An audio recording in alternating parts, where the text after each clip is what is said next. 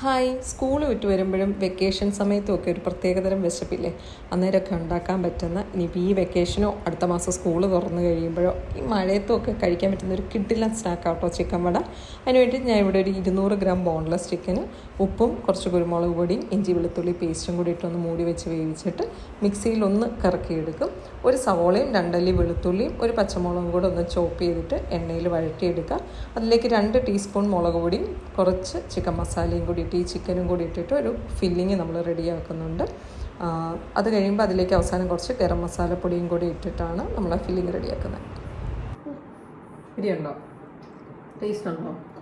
ഉപ്പുണ്ടോ? ഇച്ചിരി ഉപ്പിടണോ?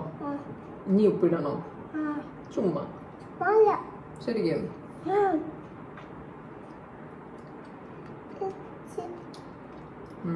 ചുരുട്ടൊക്കെ അല്ലേ? ഞാനും പറഞ്ഞേ ഇട്ടിട്ടുണ്ട് കേട്ടോ.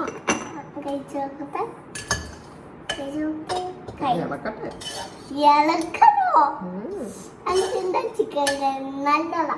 Thank you.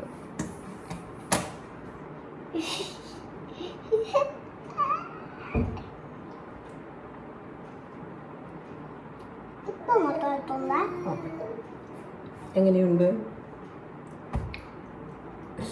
അവൻ്റെ സാക്ഷ്യം കിട്ടിയ ഫില്ലിങ് ഞാനവിടെ മാറ്റി വെച്ചിട്ടുണ്ട്. ഇനി ഒരു 1.5 കപ്പ് മൈദ, അതിലേക്ക് കുറച്ച് ഉപ്പിട്ട് വെള്ളം ഒഴിച്ച് നമ്മൾ ചപ്പാത്തിക്ക് മാവ് കുഴക്കുന്ന പോലെ കുഴച്ചിട്ടൊരു 15 മിനിറ്റ് ഒന്ന് റെസ്റ്റ് ചെയ്യാൻ വെക്കുക. അപ്പോൾ നല്ല സോഫ്റ്റായിട്ട് കിട്ടും ആ ഒരു മാവ്. അത് കഴിഞ്ഞാൽ നമ്മൾ പൂരിക്ക് പരത്തുന്ന പോലെ പരത്തണം. ഒത്തിരി കനം കുറയ്ക്കുകയും വേണ്ട, എന്നാൽ ഒരുപാട് കട്ടിയും വേണ്ട, ഒരു പൂരിയുടെ കട്ടി തന്നെ. എന്നിട്ട് അതിലേക്ക് അതിൻ്റെ ബോർഡറിൽ നമ്മളിങ്ങനെ ഈ ഫില്ലിങ് വെച്ച് കൊടുക്കണം. എന്നിട്ട് അറ്റത്തുനിന്ന് അകത്തേക്ക് ഇത് മടക്കുക. ഇതാണ് കുറച്ച് ടാസ്ക്കുള്ള പണി എന്ന് പറയുന്നത്, ഒരു ഡിസൈൻ ഉണ്ടാക്കുന്നത്. അതൊന്ന് ആ ഒരു നാക്ക് കിട്ടിക്കഴിഞ്ഞാൽ നമുക്കത് ഈസി ആവും കേട്ടോ. അങ്ങനെ നമ്മൾ അറ്റത്തുനിന്ന് അകത്തേക്ക് മടക്കിയിട്ട് നടുക്കൊരു സ്പേസ് വരും.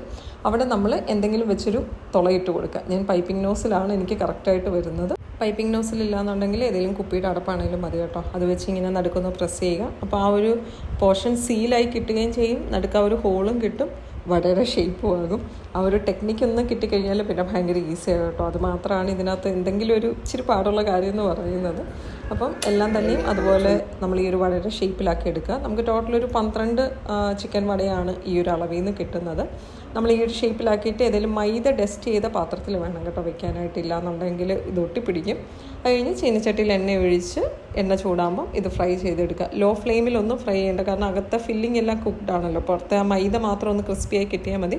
അപ്പം ഹൈ ഫ്ലെയിമിലിട്ട് 2 സൈഡും തിരിച്ച് ഈ ഒരു ബ്രൗൺ കളർ ആകുന്നവരെ ഫ്രൈ ചെയ്തെടുക്കുക. നല്ല ക്രിസ്പി ചിക്കൻ വടയാണ് കേട്ടോ. ഇനിയിപ്പോൾ മഴക്കാലമൊക്കെയാണ് വരുന്നത്, ആ സമയത്തുണ്ടാക്കിയാലും അല്ലെങ്കിൽ സ്കൂൾ വിട്ട് വന്നു കഴിയുമ്പോഴോ അല്ലെങ്കിൽ ഇപ്പോൾ ഈ വെക്കേഷൻ സമയത്ത് തന്നെ ഒന്ന് ട്രൈ ചെയ്യുന്നെങ്കിൽ ട്രൈ ചെയ്ത് നോക്കിക്കോളൂ. നിങ്ങൾ സ്റ്റാർ ആകുമെന്നുള്ളത് ഉറപ്പാണ്. ട്രൈ ചെയ്തിട്ടൊന്ന് ഫീഡ്ബാക്ക് അറിയിക്കണേ. ബൈ.